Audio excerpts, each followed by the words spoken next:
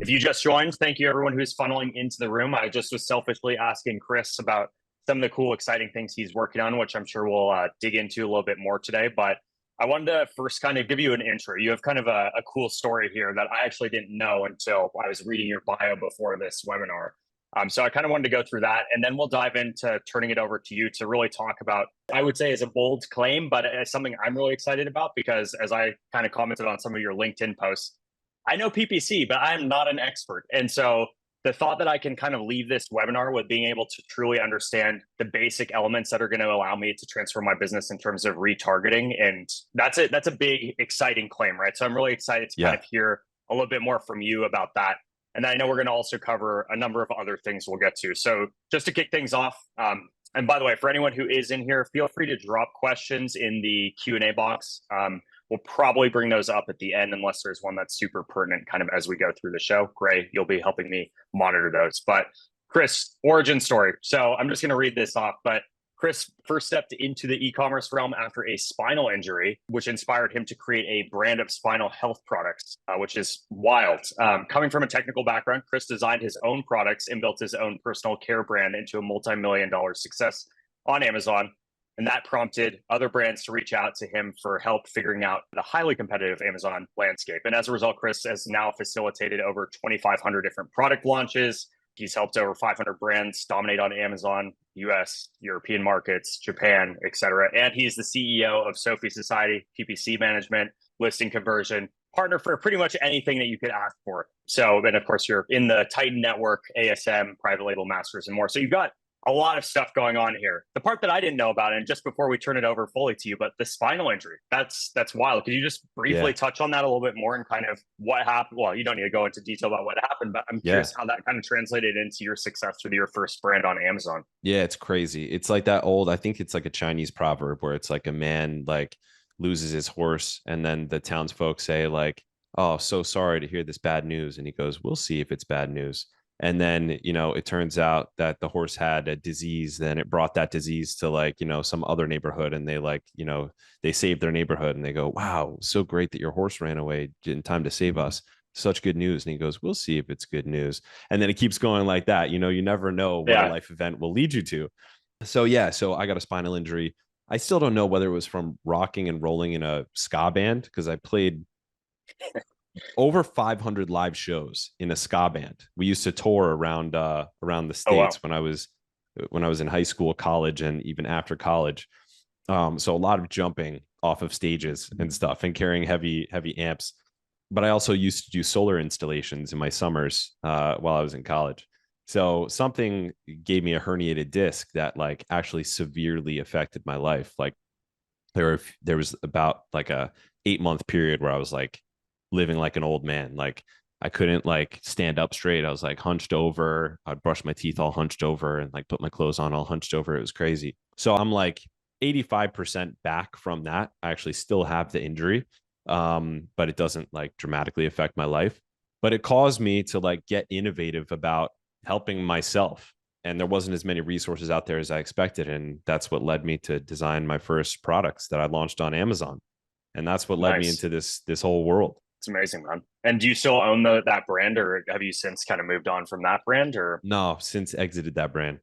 Congrats. And I'm glad to hear your herniated disc has improved. Hopefully we get it all the way back. But yeah, that's quite the story for sure. Yep, totally. So I want to turn it over to you now, my man. I think we've got a lot of good stuff to kind of cover in this webinar. So I want to hand it over to you to kind of dive in and just take us through. And then of course, we'll be kind of monitoring the Q&A if anything comes up. But that being said, Chris, take it away. All right. Awesome. So, this is one of my favorite topics.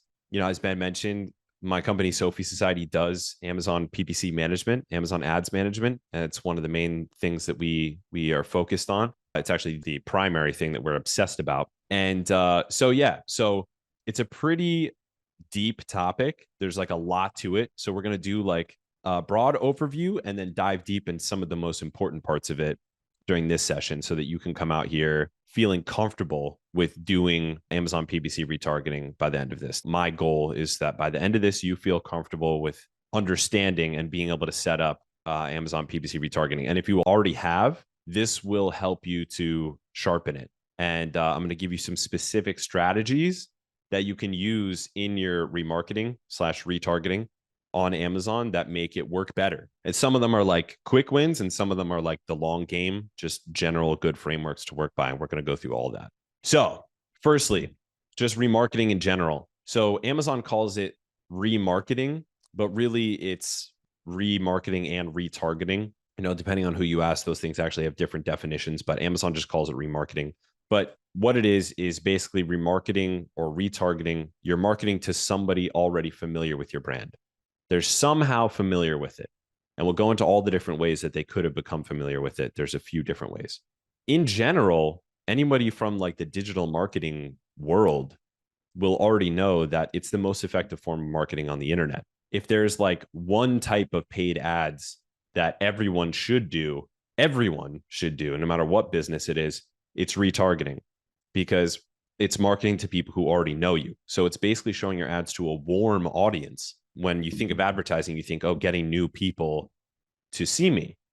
But there's one type of advertising that violates that rule of getting new customers, and it's remarketing and retargeting. It's getting people who already have seen you or experienced you through any channel, organic, paid, referral, anything, to see you again.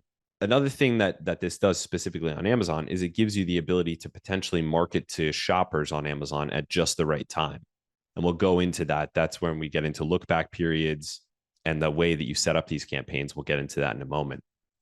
And it can especially be useful for certain types of brands and products. So any brands can try and can succeed with remarketing and retargeting on Amazon, but there are certain types of brands that tend to have more success with it. And I'll get into the different types. It's not just what you think. There's a few different factors that can affect how likely you are to succeed with this. So we're all familiar with this screen, right? The three basic types of Amazon advertising. You know, there's another one called DSP that high volume advertisers have access to. We run this on large accounts, but for most of you guys, these are the three main types of advertising you have access to on Amazon: sponsored products, sponsored brands, and sponsored display. So first, we're going to talk through sponsored display remarketing, which is the main, Amazon would say the only type of remarketing on Amazon. So I'm going to walk you through quickly just a few slides of like what it looks like to set this up. And then we're going to go through a GIF of actually setting it up. To me, this is really helpful so that you have like a visual on, how this feels to set this up, because a lot of people are just afraid of the unknown. You think retargeting, oh man, that's something I'll get to at some point, but it's just so complex. There's all these look back periods and all these different settings. And I'll get to that someday. I'll learn it. Well, now's the day. I'm going to walk you through what this looks like. So the first screen you're going to see is this, the bidding optimization style. I'm going to get into this a little bit more a little bit later, but basically you have three types: optimize for reach, optimize for page visits, and optimize for conversions. When you're doing retargeting campaigns, the basic default should be optimized for conversions. But actually, surprisingly, we've tried both optimize for conversions and optimize for page visits, and both can produce good results. It's really about split testing it. But I'll say this with the caveat that there are a lot of more important things to split test than this. This would be the last thing that you split test. The default should be optimize your bids for conversions. This top one, optimize for reach, this is actually the only type of PPC on Amazon that's actually not PPC. PPC meaning pay per click. This type of advertising is pay per 1,000 viewable impressions. So this is sort of a dangerous type of bidding optimization because it shows a deceptively low ACoS due to the fact that Amazon attributes sales to these campaigns, even if they clicked organically, just based on whether or not they saw the ad at any time in the last 7 or 14 days. So steer clear of this one unless you're very advanced. It's not necessarily going to help you. We do run these campaigns for certain brands that want, just more views. But in general, stick with the optimized bidding for conversions. Okay, then you're going to see a screen like this.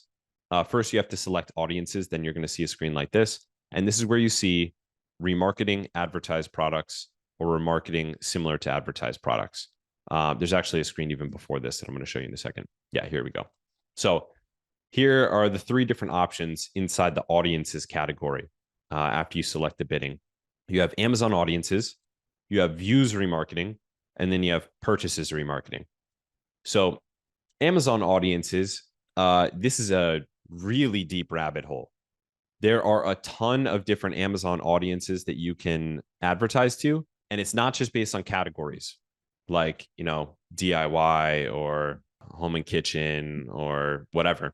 It's also based on shopper demographics. So this is like Facebook advertising, whereas the rest of Amazon's advertising is all based on search or products. This is actually based on demographics. And there's some crazy things that you can find inside these. You see life events, interests, lifestyle, and like customer demographics. They're all really interesting to dig into. And we do experiment with these, but they're mostly with larger brands. So if your brand is doing under 2 million a year, I'd say there's no need to really dig into these too much. These two are what we're going to be focusing on during this session: views remarketing and purchase remarketing. So those are the two basic big buckets of types of remarketing inside sponsored display. And then within this, you can either remarket to people who have either purchased or viewed your product, or you can remarket to people who have purchased a similar product or viewed a similar product. So this is not retargeting because it's not your products. If you do similar products, this is more remarketing to another audience. It's not technically retargeting, but it is something to try once you get true remarketing done. But the purposes of this session, I want you guys to focus on this top block, which is either purchase remarketing or views remarketing to advertised products. That means somebody either purchased our product or viewed our product, and now we're going to show ads to them. And we're going to get into all the details on and actually how to set it up. But this is just a broad overview here. And then you have the option to actually add custom creative, either a custom image or a custom video. And we'll talk about that in a moment. So, and this is what it looks like once you've set it up. So image or video. This is a big question because, this is super intimidating to sellers, where it's like, oh man, now I need to like get designed custom images or even like have a well-produced video. Well, first of all, you can do retargeting without either, just by selecting image and then letting Amazon show the default thumbnail. And that should be your default. You should definitely test that, especially if you know that you have a primary image that gets clicks. It's a great way to do retargeting. You just put in the image, don't upload a custom image, and then Amazon will show a display ad with the default thumbnail, just like the other ad types, just like sponsored product ads. You don't upload custom creative for sponsored product ads. You don't need to do it here either. But if you do have it, and we'll go into this a little bit later, there are strategies that you can use to make remarketing work better if you do have custom video or custom images to try out. So you're seeing me scroll through here. This is what we saw before. That first you select what type of bidding optimization you're going to select, optimize for conversion. Then you're going to select whether you want video or image. If you have a video ad, it's totally worth it to test out. If you don't have a video ad or you don't have images you think will convert, just select image, and you're not going to, put a custom image in there. You're just going to let Amazon show the default. Okay. All right. So we talked about optimizing for reach versus visits versus conversions. We talked about whether to do an image versus a video. And a little bit later on, we're going to talk about like a few ninja hacks about that. But let's keep going. So the targeting, you see contextual and audience targeting. When I'm in contextual, I see a familiar view, right? Categories or individual products. That's like ASIN targeting. But audiences is what I want to click. And that's what brings me to the screen that I was showing you guys before. Now you see Amazon audiences, views remarketing, or purchase remarketing. And so now I'm going to show you what this looks like on what we call the tree of potential. So this is basically a broad overview of every possible campaign configuration on Amazon PPC. We made this internally just for our guys to reference so that you could see what options there are with every different type of advertising. So basically you could see here, I'm in the sponsored display branch of the tree, and I could see it just branching down where I select video or images. Then I'm selecting purchase remarketing or views remarketing. And then I'm going down into the look back periods. So this is a really cool tool. I'm happy to provide this to you guys. By the way, I'm going to have my contact info in here. So if you want it, we actually do give this out. We use it as our internal reference, but we give it out as well to sellers who just want to understand their own PPC options better. And I find it to be super useful. We keep this always updated. It has literally, there are hundreds of thousands of potential combinations of different settings that you could use with ads. And this shows you everything in one single view. It's really, really cool. We call it the tree of potential. So yeah, let's talk about one of the most important settings, which is the look back period. So you guys just saw me like scroll through sponsor display setup of these campaigns. This is the screen that you see once you choose either views remarketing or purchase remarketing. So zooming out for a moment, views remarketing is when somebody has viewed our product listing. So they landed on our product listing. Either they clicked a sponsored ad or they clicked an organic result and then they clicked off. Purchase remarketing means we're remarketing to somebody who purchased our product. So they went onto our listing, added it to cart, or bought with one click, and they actually purchased the product. Now, the look back period is how long ago they either viewed or purchased the product. And you can see this drop down menu is where you select the look back period. So once you click views remarketing in the little scrolling GIF that we showed before, you're going to see this screen, and it's going to show you this look back period here. This is where you select, okay, I'm remarketing. I'm showing these ads only to people who have viewed my product, but when did they view my product? Did they view my product in the last 7 days? Did they view my product in the last 14 days? Did they view it in the last 30 days? And then you could do 60 and 90. And those are the options for views remarketing. It's not a spectrum where you can just select like 8.5 days. You either choose 7, 14, 30, 60, or 90. Those are the options. For purchase remarketing, Amazon allows you to go further back. So you have 7 days, 14 days, 30 days, 60 days, 90 days, 180 days, or 365 days.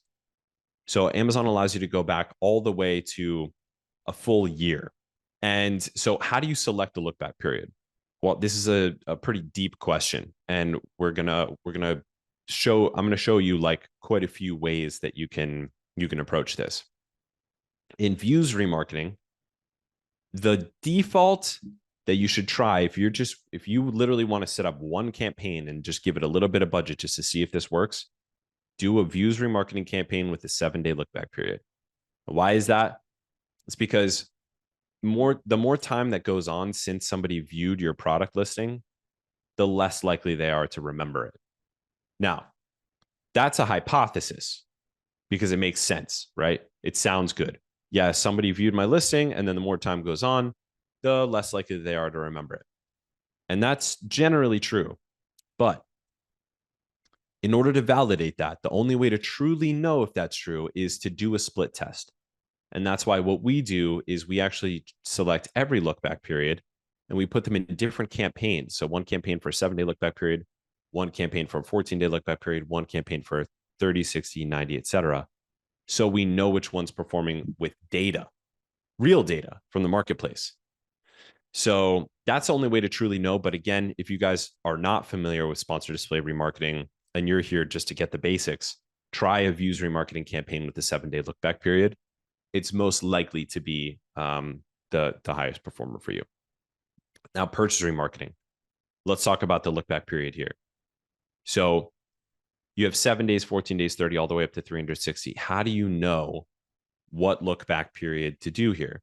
Well, I'm going to show you a little bit of data that you can get from brand analytics in another slide a little bit further down.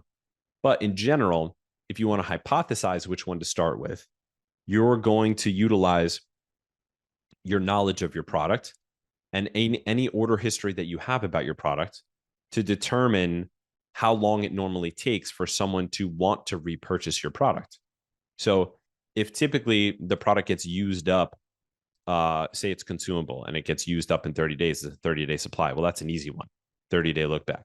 Or you'd want to test actually 30 and 60-day look back, the buffer around the general use up period.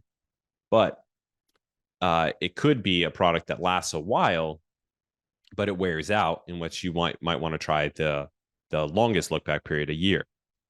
Or it could be that people just tend to buy your product again for somebody else, like their mom or their brother or their friend or whatever, after using it because they tend to have good experiences with it. In which case you'd want a relatively short look back period, like 7 days or 14 days. So you should hypothesize this based on your own knowledge of your brand and your own order history. And I'm going to show you a little bit more ways to get data back from market basket analysis in a second.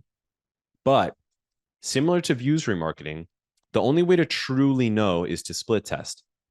So the thing about this is that split testing does cost you up front.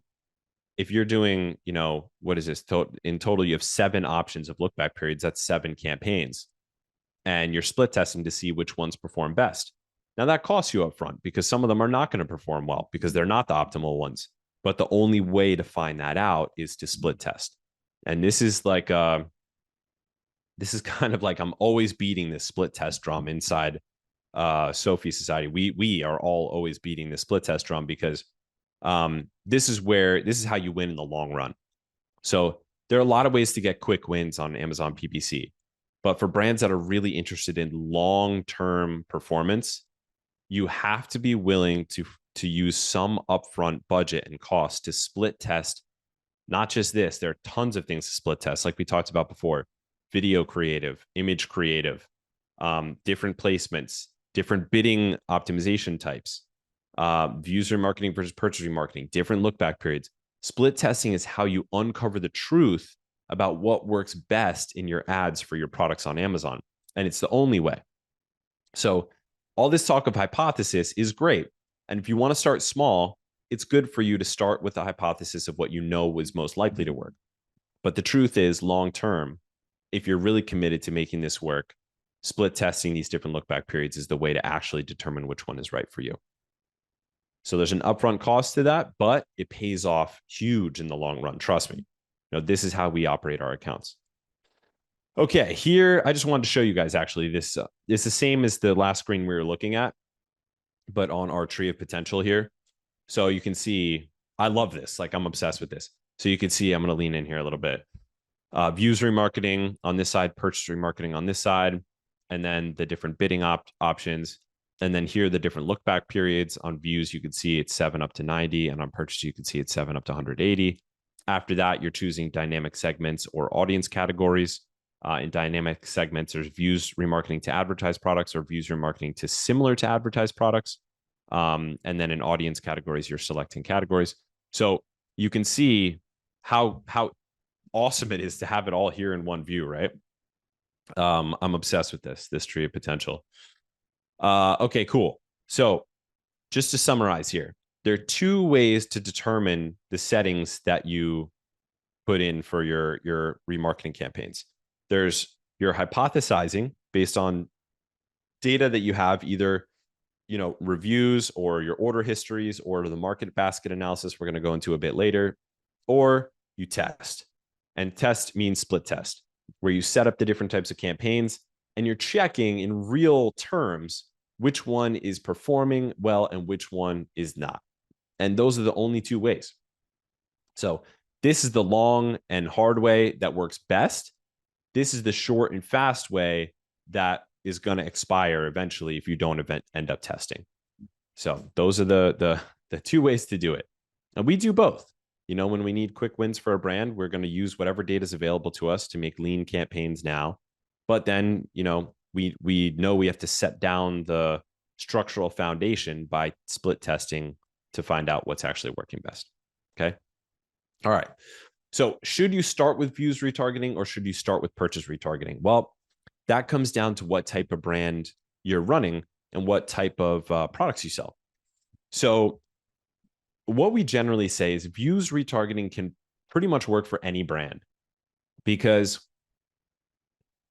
people are searching for solutions to their problems on Amazon. If they came across your listing, it was at least interesting to them enough for them to click it and review it, even if they clicked off. So there's some level of interest there. We just didn't win them over for some reason. So pretty much any brand can try views retargeting, but it is true that it works better for some brands than others. One example of this is high-priced products. So products that cost a lot, people tend to shop around a lot more because it's a bigger decision for them, and they're more thoughtful about it and less compulsive about it. So views retargeting can work very well for high-priced products, especially if you're in a niche where like the rest of the competition hasn't really caught on to this yet, which I can tell you most of them haven't. Or at least they're not doing it professionally the way we're talking about with split testing and trying out creatives and things like that. At the very least, you know, the brands that have this running are probably doing it very basically. So you guys, if you're listening to this, you already have the upper hand. You already have an edge. So yeah, views retargeting, really effective for high price products, and there are also certain categories where it works really well for. It's normally when people tend to be very thoughtful about their decision making. There's another type of brand that actually tends to have really great results with views retargeting when there's some kind of design element involved. When it's not just the utility, but it's also the look or the design, the aesthetics of the product, and each one has kind of its own unique design. There are a lot of examples of this, but views retargeting can work very well in those categories as well. But like I said, every brand can have success, can potentially have success with views retargeting. Purchase retargeting is something that you absolutely want to have if you are consumable. So if the product is consumable, and the most obvious ones of this are like I sell soap or I sell turmeric supplements, it clearly gets used up, and it's even quite predictable to determine when. That is an obvious no-brainer purchase retargeting campaign. So anybody that has consumables brands that's clearly consumable should have purchase retargeting turned on and should focus a significant amount of their effort on trying to optimize it. So here's an example of that, right? These are supplements, mushroom supplements, turmeric supplements, collagen supplements. All of these types of brands, they should all be doing purchase remarketing, and they should be very finely tuning their look back periods and their creatives and their messaging and all of that stuff. Now, how about this product? A seat cover. Is this consumable? Is it not? Well, it definitely wears out. That's for sure. I can tell you because I use these because of my spinal injury.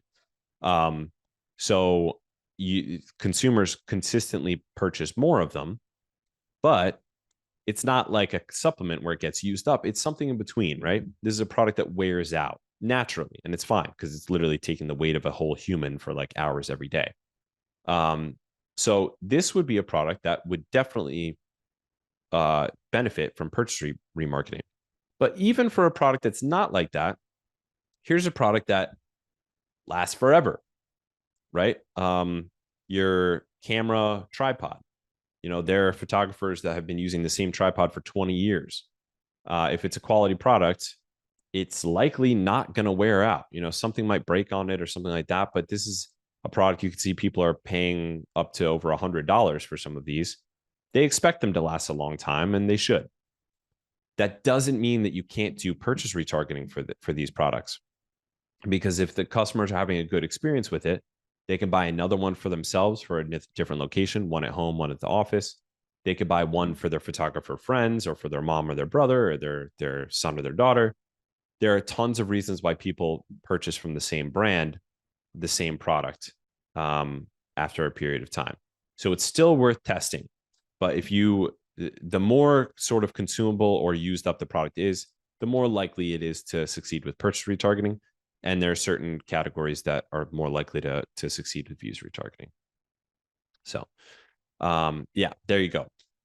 This is a tool called Nozzle. It's by, I don't know if you know Ryle, Ben, but Ryle is another guy in the Amazon seller space. He started this software to help brands understand their lifetime value, help Amazon brands understand their lifetime value. This is an awesome tool. It's not very expensive. They have a free trial. I'm not an affiliate or anything. This is literally just, you know, we use this sometimes for larger brands when we want to get really fine tuned on the data of purchase analytics. So wanted to mention that to you guys. But there are ways that you can view this also inside brand analytics. I'm going to show you guys that in a second as well. So yeah, here's just the summary of what we just went over. Views remarketing, all products can test this out.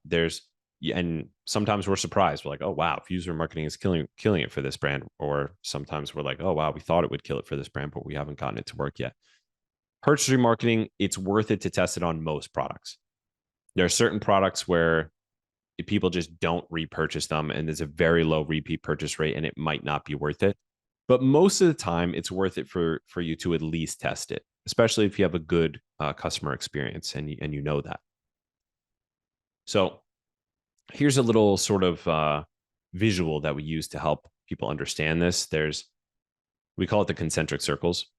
So purchase remarketing is like the smallest group of the highest relevance audience because they're so familiar with your product, right?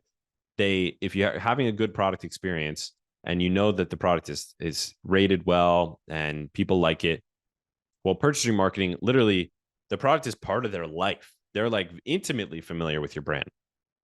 Views remarketing, but there's not that many of the purchase remarketing people, right? Because it's a very small amount of people who purchase the product compared with the amount of people who viewed the product. So if my listing has a 10% conversion rate, I'm going to have 10 times as many people to views retarget than as many people to purchase retarget.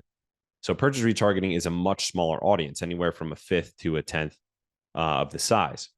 With views remarketing, it's a bigger audience, still relatively small, but a bigger audience, but it's a bit less relevant, right? Because they saw our listing, but the product isn't part of their life. They never unboxed it. They never experienced our insert or any of our messaging. They haven't experienced our brand like in their day-to-day. Amazon audiences, now that's not even retargeting, so we're not going deep on that in this session. That's a session for another time. But that's yet another concentric circle out, where it's like, okay, these are like broad audiences of people who make this certain income, or people who live in this area, or people who have shopped on other e-commerce platforms, or whatever it is. That's a much larger audience than the other two audiences we talked about. So we talk about this concept of concentric circles in that we always try to get the smallest group of the highest relevance audience first, because they're most likely to purchase. And then we expand out and get a little bit less relevant, a little bit bigger audience, quite a bit bigger audience, and then see if we can get economics healthy on that. And we keep expanding until we hit a wall. We're like, okay, that's the max that we can, the biggest pool that we can advertise in economically without losing money. And that's kind of how we think of it as our internal philosophy. So should you remarket to advertised products or similar to advertised products? So the basic is advertised products. That is the basic type of remarketing or retargeting. It's I'm advertising to people who have viewed or purchased my product. Similar to advertised products means I'm remarketing to people who viewed a product similar to mine, which is a lot more like category targeting, right? Which we can do in the other ad types, sponsored brands and sponsored products. So this is not actually remarketing, but it is worth it to test once you get advertised remarketing running well, especially if you have a good thumbnail with a good click-through rate. So again, this concept of concentric circles comes in. Purchase remarketing to advertised products, that's the highest relevance. Purchase remarketing to related to advertised products, that's the next highest relevance, bigger audience, but lower relevancy.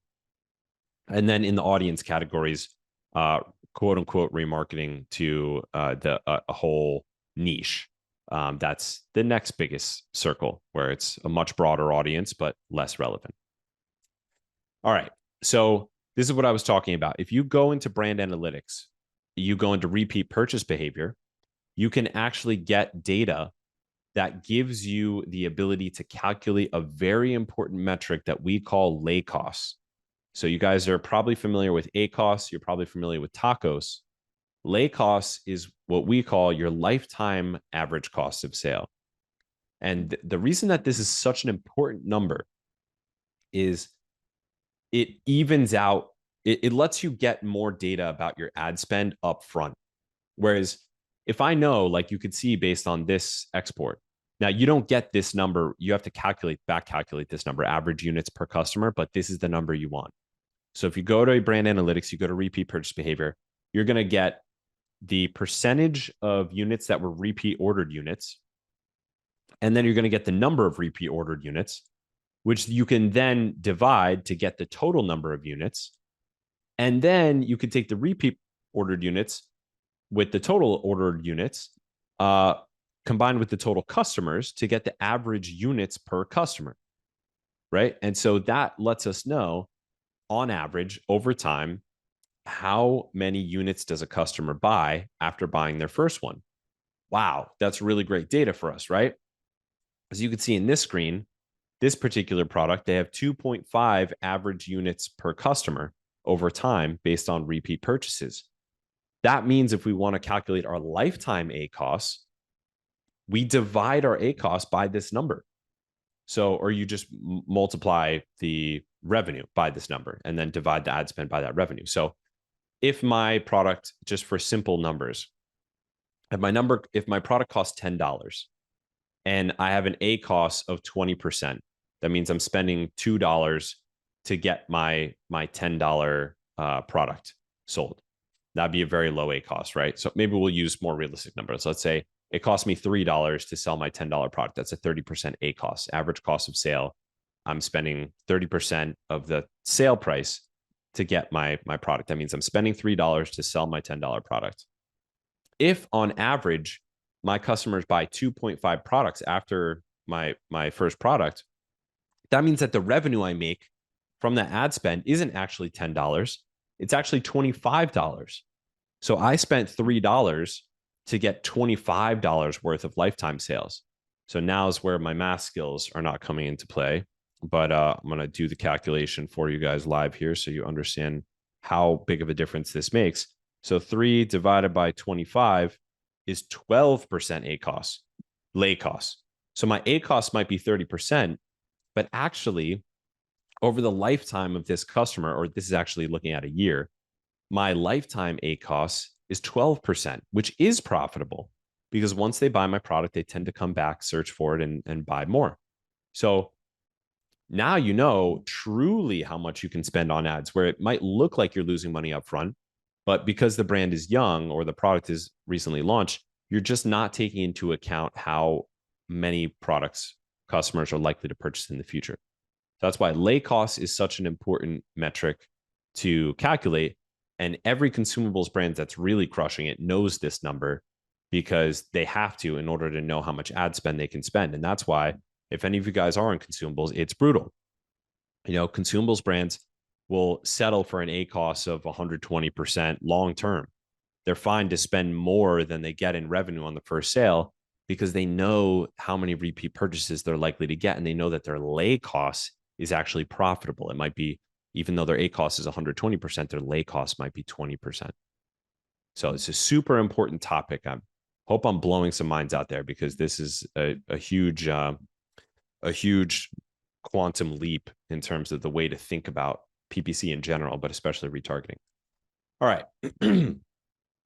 So we just went deep into all of the relevant settings for sponsored display remarketing.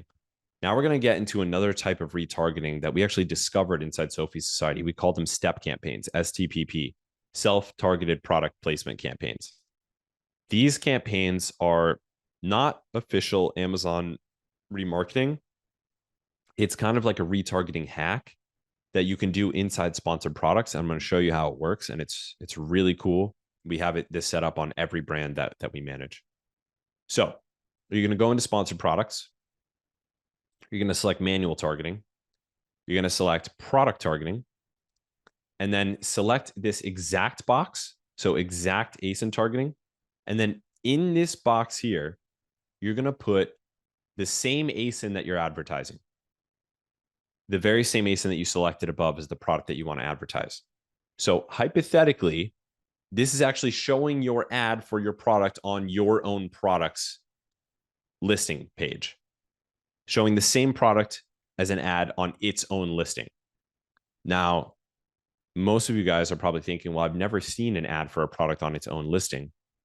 And the reason for that is Amazon won't show it.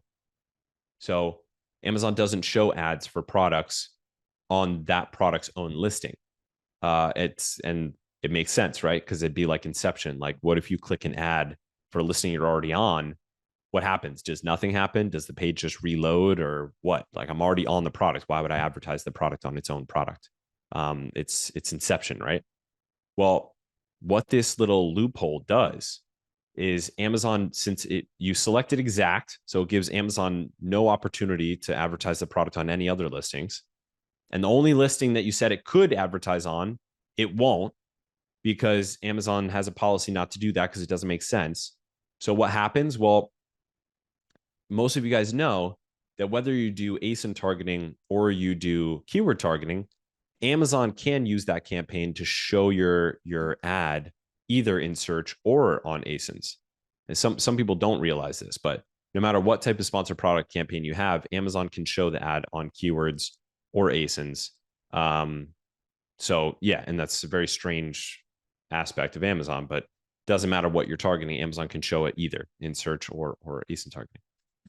So what happens is, all right, before I get into like what results this produces, what happens is Amazon actually shows your product to shoppers who have just viewed your listing. And based on our tests, it seems that Amazon shows your product to people who just viewed your listing even seconds ago. So they went, they're scanning organic search results, they click a product, and then they go to back to organic search results and off of the product page, and now they see your ad suddenly, which is crazy because, you know, what we were looking at before in sponsored display remarketing, we saw look back periods of 180 days, 365 days, 30 days, 7 days. This is like having a look back period potentially of seconds. And again, this isn't like official Amazon retargeting. This is something that we just discovered by experimenting, and we applied it to all of our campaign. You guys will see why, because I'm going to show you some of these campaign results. But yeah, so it seems to us that what's happening is Amazon is showing it within moments. And you can see the results of these campaigns can be great. This is an 8% ACoS campaign that we have longstanding. Okay, yeah, and this basically shows you what's happening. So look, I click an organic search result. I go to the listing. It's a pricey product. See, over $200. So I want to see my options. Boom. Now I see an ad for the product. That's what this does. That's what step campaigns do. It's pretty cool. Here's another long-standing campaign with a 5% ACoS. It's not always that low, but that's a crazy performing step campaign. This one, what is this? ROAS of 5. So that's like, what, 20 something percent ACoS. This is a campaign with, I don't even see the ROAS here in this GIF. I think I scroll over to it at some point. A 12 ROAS. So that's like an 8% ACoS. This is one that made 16K on 2K of ad spend. I think I just exported this recently. So yeah, it's a 7x ROAS. So again, I'm bad at math. So it's an ACoS in the teens. That's all that matters. But yeah, let me go back to describe this more. So one thing about these campaigns is that they don't produce a high volume of sales. Some of the time periods we were looking at were like a year, you know, so they produce a low volume of sales because it's only advertising to people who have just visited your listing and clicked off. And that's not that many people, right? It's not like targeting like a keyword, which has like tens of thousands of searches per month. We're talking like hundreds. So it's not going to provide you a ton of sales, but the sales that it provides you are lean. Like normally they're quite profitable because they're just so highly relevant. Like they literally just saw your product, right? So they're very familiar with it. So this is a cool type of advertising and a little hack that I wanted to share with you guys so that you can get some quick wins as well as some long wins. Yeah, we can get to the questions. I know we talked about it in the beginning, but as Ben alluded to, we have an event all about PPC. We cover sponsored display, retargeting, and step campaigns in there as well. And we go even deeper on the things you can do to optimize them, especially into the creative and stuff like that. But we go over pretty much everything. It's not just PPC tactics and strategies. We also go through like whole frameworks for how to think of PPC. So whatever stage your product is at, or whatever messy campaigns you have or unoptimized campaigns you have, by the end, you will have the clarity to know what types of campaigns you should be putting in place based on where your product is at and a bunch of different things about your product. The framework that I showed you earlier, the tree of potential, we have a number of those that we give you so that you can keep them for yourself and use them as sort of your map to understand how to think about PPC and what campaigns to set up and when, and how to manage it over time, and how to optimize everything from bids and budgets to creatives and which ad types to try, everything. And we make it very simple and easy to understand.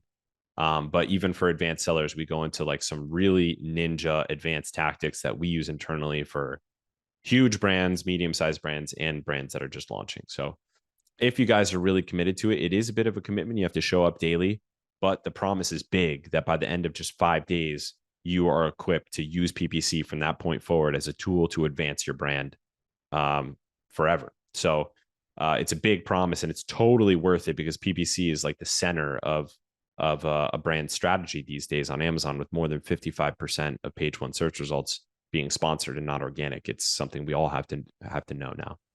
So would love to see you guys there. The PPC challenge link, I think we'll drop into the chat here. This is actually my Insta. If any of you guys want to connect with me, I'm a real person. Or if you wanted any of the resources I mentioned during this session, you could just email hello@sophiesociety.com. You could see scrolling on the right-hand side. This is just people's like screenshots of people's feedback from the challenge. People had amazing experiences last time we did this in February. So yeah, I see some questions coming in, Ben. Should we attack some of those? Yeah, absolutely. First, I just wanted to say that was incredible. I learned a lot. I actually was taking a ton of notes. I had no idea about I wanted to call it the Lacoste. I feel like I need to make it sound fancy, but the LA that does sound fancier. It's like going to Target instead of Target, right? Exactly. So thank you for that. There's so much good stuff in there. I have a couple questions, but first, I know there's a couple questions in the Q&A, so I want to address those ones first. And by the way, just before we dive into that, the link to the PPC challenge Chris mentioned is in the chat, so you guys should be able to see that and take a look at it there as well. I can tell you firsthand, we've worked with Sophie Society a lot during their past PPC challenge. We had a lot of people come talk to us after their PPC challenge and told us firsthand how amazing it was. So although I haven't been through it, I can tell you guys that personally, I've heard a lot of great feedback just from, various brands and sellers that have gone through it. So I just wanted to throw that out there as well. Questions. Okay. The first two are similar. I don't know if the same person wrote them, but how does this apply to new product launches? If you're launching a new product, do you need to launch this right away? Is it a good idea to launch right away? What are kind of the good question frameworks there to think about? Yeah. So for new product launches, this is not required. Purchase remarketing for sure. You don't want to spin this up right away, especially in that honeymoon period of 35 days, the first 35 days of a product's launch, because the reason is it's not that it can't perform, because it can, but you want to focus most of your ad spend during that time on campaigns that can help you rank. So that's mostly about things that are related to search, like single keyword exact match campaigns for targeted keywords you want to rank for, and ASIN targeting campaigns on other ASINs that are ranking for the keywords you want to rank for. And you really want a lot of your budget spent on that. Plus sponsor brand campaigns that show up in search, like sponsor brand video campaigns. That's where you really want to spend most of your ad spend. So the place to use these campaigns is what we call the expansion phase. So we consider the launch phase of a product over once it stops being unprofitable. So when tacos is lower than margin, we know that we're no longer losing money on this product. We start spinning up different types of campaigns because we categorize the product differently. It's now in the expansion phase where the product is selling, it's organically ranking for some keywords, it's selling well. Our tacos is low enough for this to be sustainable. We're kind of like head above water. At that point, we start spinning up the remarketing views and remarketing purchase campaigns. Gotcha. Okay, cool. Does that change at all if you are launching, let's say, like you already have a very well-established existing brand on Amazon and you're just maybe launching a, new product under the same brand? So maybe you're skipping some of the hurdles that would go with a brand that's just starting for the first time on Amazon. Does that change anything about that? It does. Yeah. So there's a special setup just for that, which is it's kind of like a type of retargeting. We didn't go over it in this session because it's a little bit more advanced. A lot of people don't realize one thing that you can do inside the categories. You can hit this refine button and you can actually target a specific brand inside category targeting, which is a whole different thing. You're not actually targeting a keyword. You're not targeting an ASIN. You're not targeting actually a category. You're actually just targeting a brand.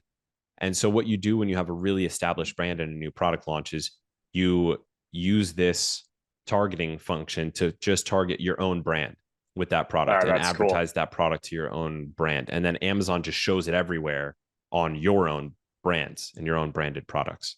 Very cool. All right. I think that answered that question. That was awesome. Let's see. Next question is, most sellers are not using display ads. What are they missing out on? Yeah, well, it can be a bit harder to get display ads to work, actually. It goes back to that concentric circles philosophy that we talked about before. Like you you can lose your shirt on display, especially if you're trying some of the advanced stuff like we were talking about earlier, VCPM campaigns, which are cost per 1,000 viewable impressions. You can lose a lot of money on those campaigns and think you're not because it shows a low A cost, but you're actually just paying for your organic sales now. So it is more difficult to get display ads working, and that's why a lot of sellers are not using them. But if you start with a hypothesis and you start with like the most likely campaigns to run, and retargeting campaigns are definitely those. If you're going to start with any sponsored display ads, start with the retargeting ads because they're most likely to actually have positive economics. Once you get that going, the way to really make these work is to get good creative. So our whole game is trying to split test good image creative and video creative and pairing that with the targeting so that I could say, for example, I want to target only the ASINs that don't have this specific feature that my product has, and then make a video that highlights that feature and advertise that creative only on those ASINs. That's when you get into the ninja stuff.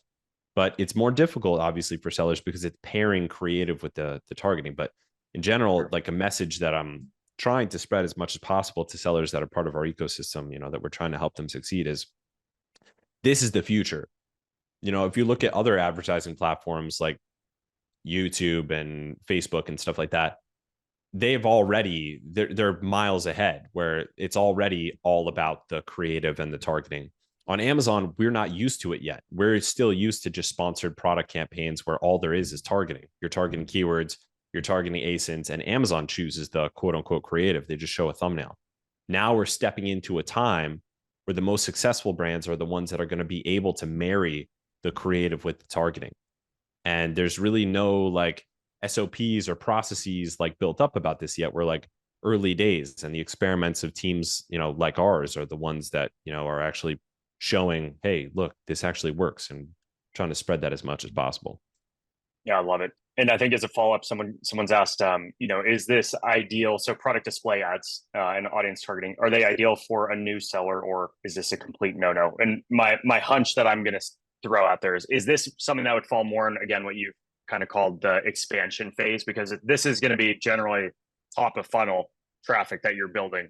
Or I have minimal experience personally using it. I know I've used it with a couple of brands they were in that expansion phase, selling high, very expensive skincare products. And so we were trying to build that really top of funnel brand awareness for them. Yeah. We had mixed success, but where does it fall in terms of new seller just starting or new product launch to established, expanding, what have you? Yeah, I wouldn't focus on this first as a new seller. So this is something you're going to want to wait to spin up. And the reason is there's so many other things that you should be focusing on as a new seller. And, when you're just launching the product, sponsored product ads and sponsored brand ads are enough to get you going and to get you quite far before you start dabbling in this stuff.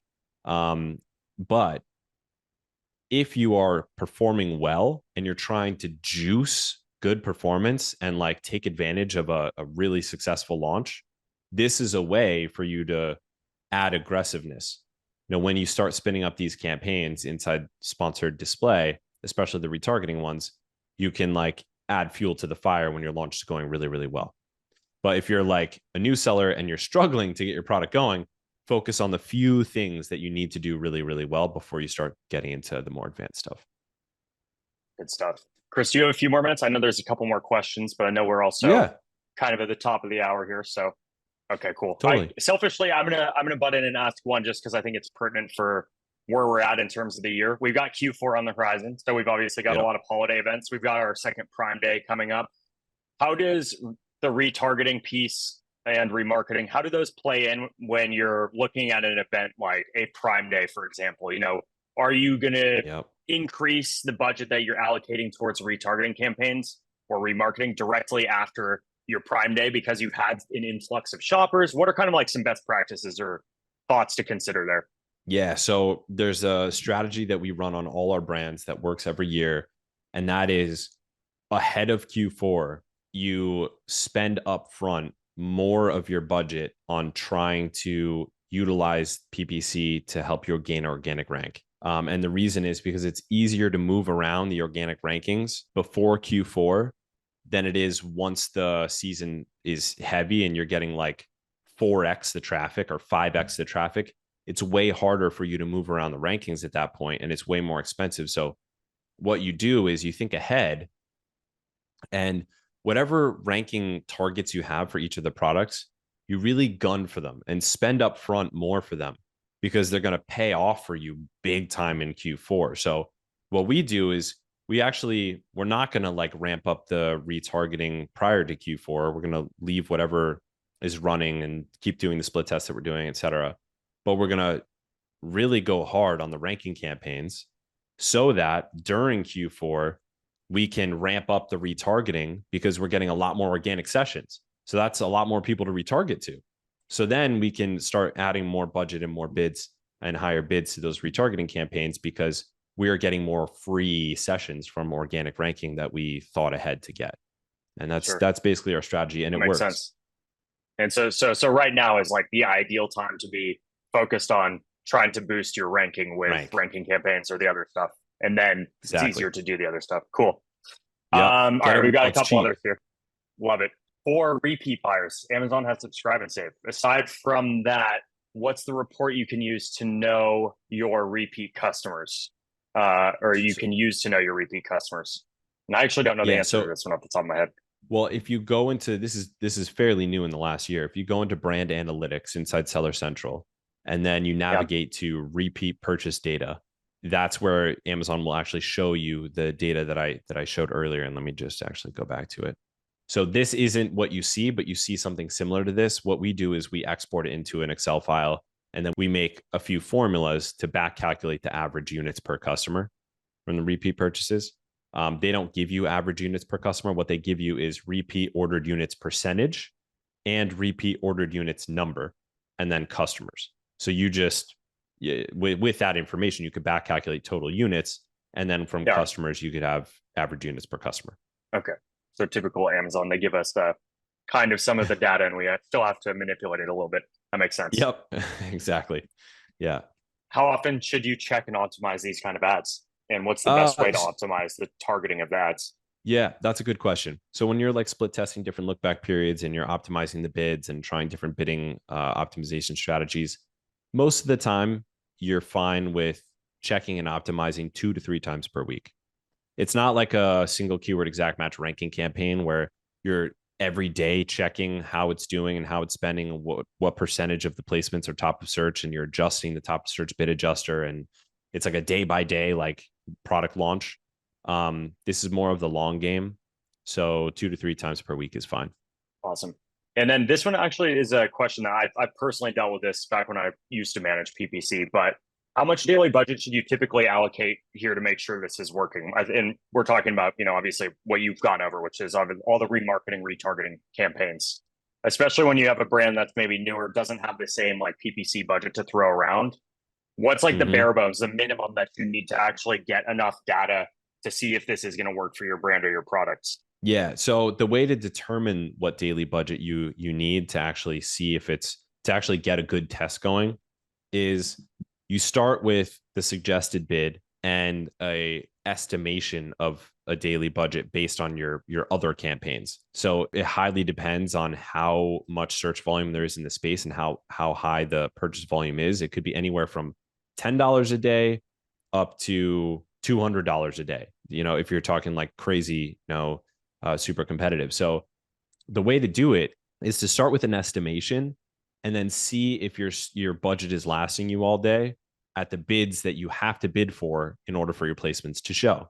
So, you get the campaign going. If you're not spending your budget, that means your bids aren't high enough and you're not winning the placements. So you increase the bids and then you're spending your budget, right? And then you find out, okay, actually, I'm spending my budget too fast.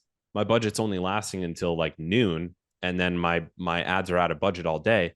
That's really bad because some of the highest conversions times of the day are when people get home from work around between 5 and 9, because they put products in their shopping cart while they're at work and then they purchase them later.